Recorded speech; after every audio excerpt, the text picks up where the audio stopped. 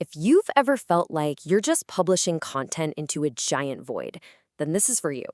We are going to break down the exact playbook for building topic clusters. This is a super powerful SEO strategy, but it works differently depending on your business. So, we're going to cover specific, actionable plans for both SaaS and e-commerce. This quote just gets right to the heart of it, doesn't it? You can have the most brilliant articles in the world, but if search engines can't see how they all connect, your content just becomes, well, noise. The fix isn't about creating more content, it's about making the content you already have work way, way smarter by giving it a solid, interconnected structure. And I'm pretty sure we've all felt this. You publish article after article, you're pouring in time and resources, and what happens? They get buried.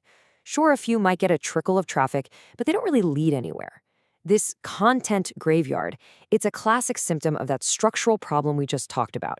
But the good news is there's a fix. Okay, so here's our game plan to get you out of that graveyard for good. First, we'll really dig into the problem of disconnected content. Then, we'll introduce the architectural solution, the topic cluster. From there, we'll dive deep into the specific actionable playbooks, one for SaaS, one for e-commerce. And finally, we'll show you how to measure and maintain all your hard work so you can keep on winning in the long run. So, why does disconnected content fail so spectacularly? Well, it's actually pretty simple. Without a clear structure, your website looks like a random collection of thoughts to a search engine. You might have 10 articles on a similar subject, but if they aren't linked together logically, Google has absolutely no reason to see you as an authority. It just sees individual pages, not a comprehensive resource. And this, of course, brings us to the solution. A topic cluster isn't just another SEO tactic to add to your list. No, it's a fundamental architectural shift. It's how you organize your content to prove your expertise to both your users and to search engines, turning that messy pile of random pages into a cohesive library of knowledge. All right, let's get a really clear definition on the table here. A topic cluster is simply a group of interlinked pages, all centered around one main theme. Think of it like a mind map, but living on your website. This structure sends this incredibly powerful signal to search engines that you haven't just touched on a topic, you've covered it from every single important angle. The architecture itself is honestly beautifully simple.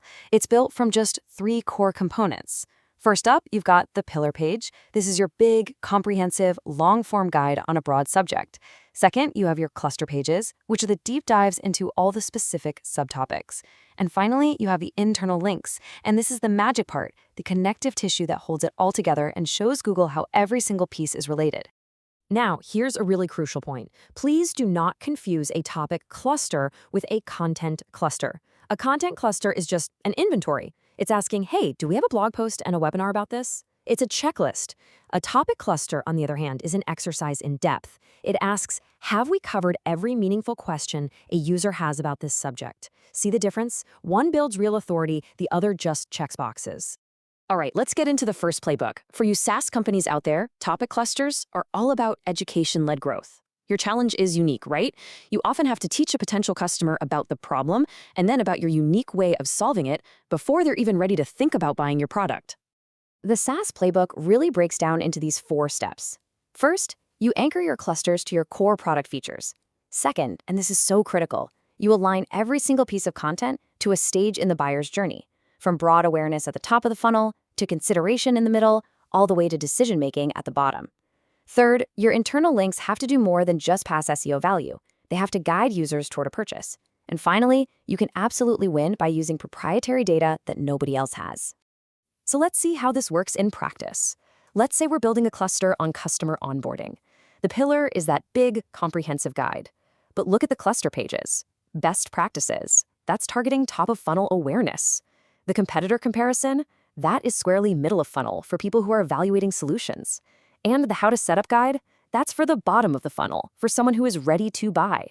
Your linking strategy should guide the user right down this path. Okay, now for our second playbook, e-commerce. Here, the game is completely different. The buying journey is often way shorter, much more transactional.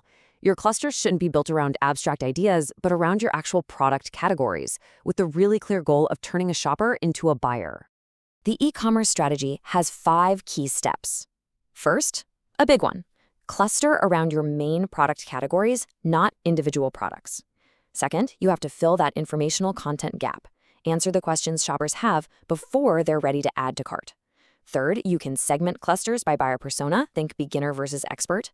Fourth, you weave your product links directly and naturally into your helpful content. And finally, you can leverage seasonal clusters to capture those predictable spikes in demand. Let's apply this to, say, an organic skincare brand. The pillar page is the broad, complete guide. But look at how the cluster pages target different search intents. Best organic face serums is for a commercial search. Someone is comparing products, and they are ready to buy. Chemical-free moisturizers is informational. It builds trust and authority. And best under $30 is purely transactional. This strategy makes sure you show up no matter where a shopper is in their journey.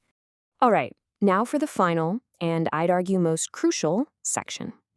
Building a topic cluster is a huge step, but it is not a set-it-and-forget-it task. This is a long game. To really win, you have to measure your performance and actively maintain your clusters over time. To track your success, you've got to think beyond single-page metrics. First, look at keyword coverage for the entire cluster. Are you answering all the key questions? Second, watch the ranking trajectory of your pillar page. As it rises, it should lift all the cluster pages with it. Monitor the whole cluster's organic traffic, not just individual posts, and track conversion rates so you know what content is actually driving business. And finally, start keeping an eye on your visibility and citations in new AI search engines, because that's the future. This quarterly maintenance cycle is your framework for success. It's that simple. Is a piece of content getting a little old? Update it with fresh data. Do you have 2 pages competing for the same keyword? Consolidate them. Does a page rank but fail to convert? Well, it's time to optimize your calls to action. This simple, repeatable process prevents your clusters from getting stale and keeps them performing at their best. And that really is the main takeaway from all of this. It's not about shouting into the void with more and more and more content. It's about taking what you have and what you're going to create and organizing it into a structure that demonstrates true expertise. One well-built cluster will always, always outperform 50 disconnected blog posts. So I'm going to leave you with this one question to think about.